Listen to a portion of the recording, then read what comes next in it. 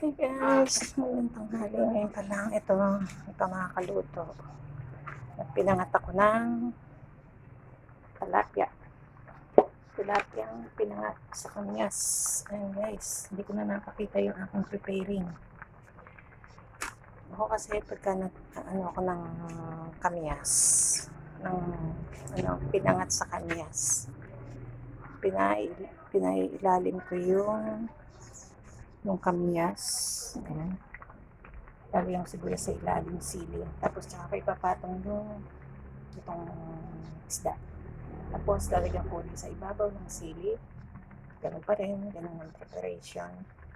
Tapos lagyan ng konting seasoning. Tapos ngayon isasalang na. Ayaw siyang kumulo ng kumulo. Hanggang sa magganyan ang texture niya. Yung ganyan, luto na yan kasi masarap yung haligot ng may sabaw. Ladamihan ko ng sibuyas. Mas masarap yung maraming sibuyas na kamyas. Kaya guys,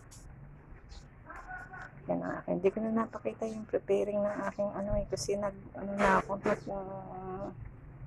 nagpuli, yung yung tag dito. Hindi na ako hindi na ako kaya dinownload ko muna, tapos nag-delete ako ng mga files ko. Kaya ayan, kapag video uli ako. Kaya guys, please subscribe my YouTube channel, Carmelita Bautista 7251. Sorry doon sa isang video ko kasi naubusan na ako ng storage, kaya hindi na ako nakapagpaalam. Guys, salamat sa mga nag-subscribe sa akin. Kahit na medyo magulo pa yung ko, pero pag wala kasing edit yan.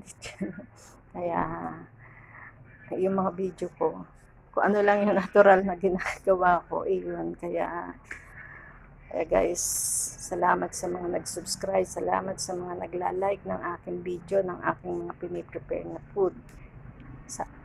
Mix yung aking mga video. Katulad nito ngayong araw, yung mga yung mga ginagawa ko everyday. Ngayon doon ako sa may kwarto ng anak ko na ginawa ko ng bodega. Yun ang nililinis ko ngayon. Kaya sinasabayan ko na ng pagluluto para mabilisan. Ang aking mga chikiting ay mga gutom na. Kaya guys, salamat sa inyong lahat. And happy Monday. And Eid Mubarak sa mga kaibigan nating mga Muslim. God bless. And good day to all of you. Salamat. Bye.